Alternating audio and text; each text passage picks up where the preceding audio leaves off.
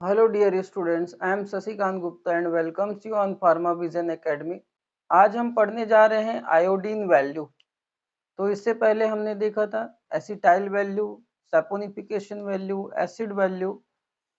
Iodine value में क्या होता है, केमिकल रिएक्शन कराया जाता है फैट्स एंड ऑयल्स को हैलाइड के साथ और उस हैलाइड में क्लोराइड और आयोडीन के कंपाउंड होते हैं। आप डायरेक्टली यहाँ से भी केमिकल रिएक्शन करा सकते हैं। तो फैट्स या फिर ऑयल्स की अगर बात करें, शुरू में मैं आपको बताया था कि फैट्स एंड ऑयल्स में दो टाइप के फैट्स एंड ऑयल्स होते हैं। फर्स्ट, ऐसे फैट्स एंड ऑयल्स जिसके एल्काइल ग्रुप में सिंगल बॉन्ड हो, सारे कार्बन में सिंगल बॉन्ड हो, उसको हम बोलते हैं सैचुरेटेड फैट्स ऑब्लिक ऑयल्स। और ऐसा फैट्स एंड ऑयल्स जिसके कार्बन कार्बन में मिनिमम एक डबल बॉन्ड या फिर ट्रिपल बॉन्ड हो, उस केस में हम उसको बोलते हैं अनसैचुरेटेड फैट्स एंड ऑयल्स। एक से ज्यादा होगा चलेगा, लेकिन मिनिमम एक डबल बॉन्ड या ट्रिपल बॉन्ड होने चाहिए। जब एक या दो से ज्यादा हो तो उस केस में हम उसको बोलते हैं poly unsaturated fats and oils. तो आयोडीन वैल्यू निकालते हैं किसके लिए? पहला डिफरेंस क्या है? अनसैचुरेटेड फैट्स एंड ऑयल्स के लिए। अभी तक जो भी वैल्यू हमने पढ़ा है, एसिड वैल्यू है, सैपोनिफिकेशन वैल्यू है, इसके अलावा एसिटाइल वैल्यू है, वो दोनों के लिए होता है। लेकिन सिर्फ आयोडीन वैल्यू में डिफरेंस क्या है वो बता रहा हूं। This is for unsaturated fats and oils. Second difference क्या है बाकी के वैल्यू और इसमें हम जो अमाउंट लेते हैं आयोडीन का अमाउंट लेते हैं वो ग्राम में लेते हैं। ठीक, इससे पहले जितने भी वैल्यू हमने देखा उसमें हम अमाउंट लेते थे KOH का, किसमें? मिलीग्राम में। ये बेसिक डिफरेंस है। आयोडीन को हम ग्राम में मेजर करते हैं और सारे वैल्यू में KOH का अमाउंट लिया जाता था मिलीग्राम में। This is basic difference. Sample definition में सारे में सैंपल्स लिया जाता था 1 ग्राम। 1 ग्राम फैट के अकॉर्डिंग डेफिनेशन है, चाहे वो एसिड वैल्यू का हो, चाहे वो सैपोनिफिकेशन नंबर या सैपोनिफिकेशन वैल्यू का हो, चाहे वो एसिटाइल नंबर या फिर एसिटाइल वैल्यू का हो। सब में KOH मिलीग्राम, सब में सैंपल 1 ग्राम लिया जाता था। लेकिन आयोडीन के केस में सैंपल का अमाउंट होता है 100 gram. This is basic difference. Iodine gram में मेजर करते हैं तो सैंपल भी बहुत ज्यादा अमाउंट होता है 100 ग्राम। ठीक, तो केमिकल रिएक्शंस में पूरा केमिकल रिएक्शन ना बना के मैं शॉर्ट में बना रहा हूं। CH3 CH2 CH CH COO CO CH2 CH3। ये ट्राई एस्टर में एक ही एस्टर मैंने आपको बना के बताया है। ठीक है, यहाँ पे CH2 अगर करोगे तो ये हो जाएगा CH और ये हो जाएगा CH2, और ये सारे के सारे एज इट इज रहेंगे इधर इस कार्बन के साथ एज इट इज रहेंगे। अभी फिलहाल मैं स्ट्रक्चर पूरा ड्रॉ नहीं कर रहा हूँ, सिर्फ केमिकल रिएक्शन मुझे समझाने हैं। और वो केमिकल रिएक्शन होता है आयोडीन के साथ इस बॉन्ड पे। कहाँ पे होता है? इस जगह केमिकल रिएक्शन होता है, बाकी सारा का सारा स्पेस एज इट इज होता है।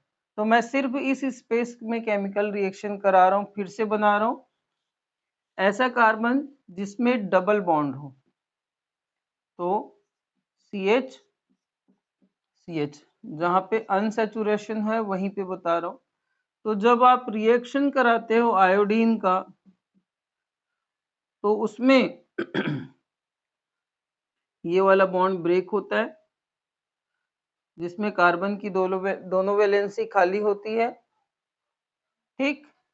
और उसके उसमें आयोडीन जाके रिएक्शन कर लेता है, या फिर इसको आयोडीन के साथ केमिकल रिएक्शन अगर कराओगे तो दोनों जगह पे आयोडीन जाके रिएक्ट कर लेता है।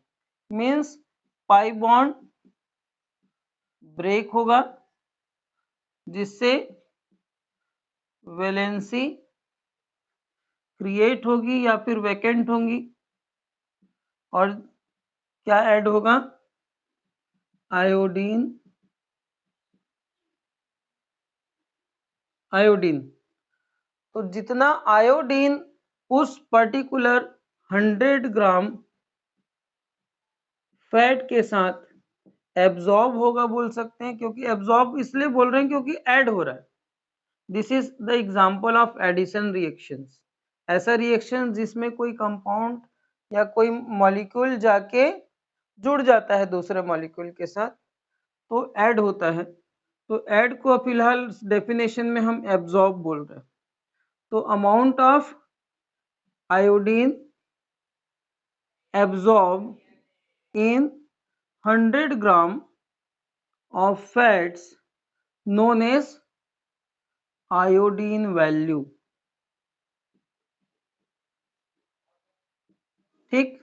100 ग्राम आपने फैट लिया है, उस फैट में जब जितना भी अमाउंट या जितना भी ग्राम आयोडीन रिएक्ट करता है कंप्लीटली, वो कहलाता है आयोडीन वैल्यू। तो आयोडीन वैल्यू को हम ग्राम में एक्सप्रेस करते हैं, बहुत ज्यादा अच्छे से याद रखना पड़ेगा आपको, ठीक। एसिड वैल्यू है, सेपोनिफिकेशन वैल्यू है, एसिटाइल वैल्यू है, सारे के सारे mg में कैलकुलेट किए जाते हैं। दूसरा डिफरेंस मैंने आपको बताया था, ये अनसैचुरेशन को डिटेक्शन के लिए होता है।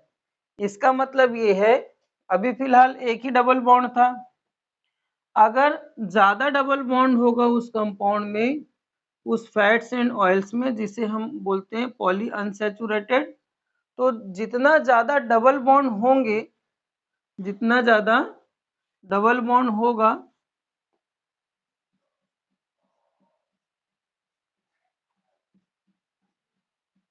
फैट्स में अगर जितना ज्यादा डबल या ट्रिपल बॉन्ड होंगे, उस बॉन्ड को ब्रेक करके उस जगह पे आयोडीन मॉलिक्यूल जुड़ता जाएगा, ठीक। तो जितना ज्यादा डबल बॉन्ड होगा उतना ही ज्यादा अनसैचुरेशन होगा, और अनसैचुरेशन होने से ज्यादा अमाउंट आयोडीन लगेगा, ठीक। तो आयोडीन ज्यादा लगेगा तो आयोडीन नंबर भी ज्यादा होगा, आयोडीन नंबर ज्यादा होगा। तो आयोडीन नंबर डिपेंड करता है डिग्री ऑफ अनसैचुरेशन पे, कितना अमाउंट, कितना डबल बॉन्ड उसमें प्रेजेंट है। ज्यादा डबल बॉन्ड होगा तो ज्यादा आयोडीन नंबर होगा।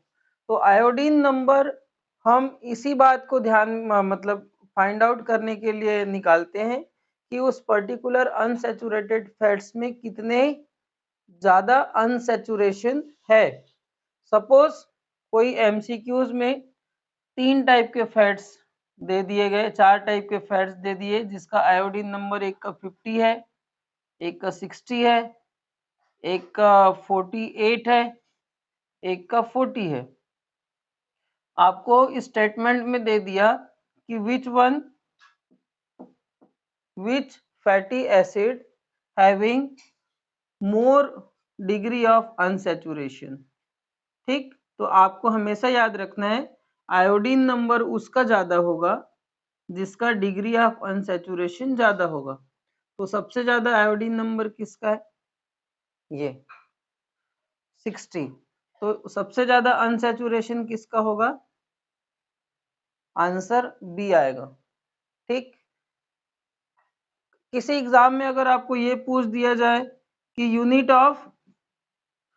ऑफ आयोडीन नंबर, तो आयोडीन नंबर का यूनिट क्या होता है, तो वो होता है ग्राम। आपको ये पूछा जा रहा है कि आयोडीन वैल्यू निकालने के लिए सैंपल कितना लेते हैं, तो उस केस में आपका आंसर होगा 100 ग्राम फैट। 1 ग्राम मत कर देना, 1 ग्राम सैपोनिफिकेशन के लिए है, आयोडीन वैल्यू के लिए 100 ग्राम है। एसिड वैल्यू के लिए भी 1 ग्राम है, एसिटाइल वैल्यू के लिए भी 1 ग्राम सैंपल लेते हैं। तो ये यहाँ से कुछ कुछ बेसिक चीजें पूछ सकता है। एक मोस्ट इंपॉर्टेंट एमसीक्यूज ये भी पूछ सकता है कि वो कौन सा वैल्यू है जिससे हम किसी फैट्स एंड ऑयल्स के अनसैचुरेशन को चेक करते हैं। Which of the following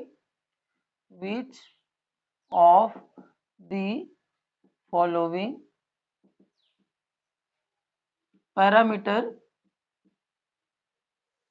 is useful for detection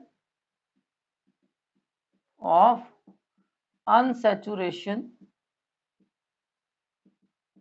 of lipid भी बोल सकते हैं। यदि लिपिड बोल रहा है तो फैट्स एंड ऑयल्स, वैक्स, सबको एक साथ बोल दिया है वो। तो पहला क्या है, acid value, second saponification value, third acetyl value, और फोर्थ ऑप्शन कौन सा, अपना अभी जो पढ़ रहे हैं, आयोडीन वैल्यू। ठीक तो आंसर आएगा आयोडीन वैल्यू। तो इस तरीके से एमसीक्यूज आ सकते हैं। इसके अलावा थ्योरी के पार्ट भी आ सकते हैं, right short notes on iodine value करके। तो उस केस में प्रैक्टिकल वाला पार्ट आपको छोड़ के जो प्रिंसिपल है, जो कॉन्सेप्ट है, उसको आपको लिखने हैं डेफिनेशन के अकॉर्डिंग। इसके अलावा इसकी इम्पोर्टेंस भी लिखनी है। तो इम्पोर्टेंस यही है कि हम किसी भी फैट्स एंड ऑयल्स के अनसैचुरेशन को चेक करने के लिए वो सैचुरेटेड है कि अनसैचुरेटेड है। सैचुरेटेड में ये केमिकल रिएक्शन होगा ही नहीं, क्योंकि इसमें पाई बॉन्ड ब्रेक होता है अनसैचुरेटेड में, तो ये आयोडीन जुड़ता है अनसैचुरेटेड के केस में। सैचुरेटेड में सारे कार्बन में सिंगल बॉन्ड पाया जाएगा, कोई वैलेंसी बचेगा ही नहीं आयोडीन को रिएक्ट करने के लिए। इस कारण से हम कि ये रिएक्शन केवल अनसैचुरेटेड में पाई जाती है, सैचुरेटेड में नहीं पाई जाती।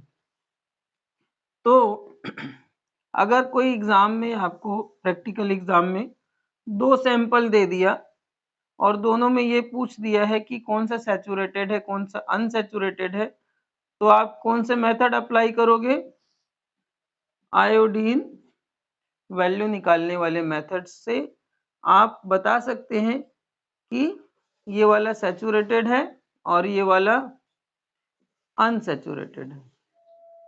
ठीक, तो सैचुरेटेड फैट्स है या अनसैचुरेटेड है, इस बात से का भी पता हम आयोडीन वैल्यू से निकालते हैं। और यदि सैचुरेटेड है तो किसमें ज्यादा सैचुरेशन है, इसको भी हम आयोडीन वैल्यू से फाइंड आउट करते हैं। तो ये iodine value most important question है, इसको आप एग्जाम के लिए प्रिपेयर करें। Thank you so much, have a nice day. इस वीडियो को लाइक करें, इस चैनल को सब्सक्राइब करें, बेल आइकॉन को प्रेस करें। Thank you.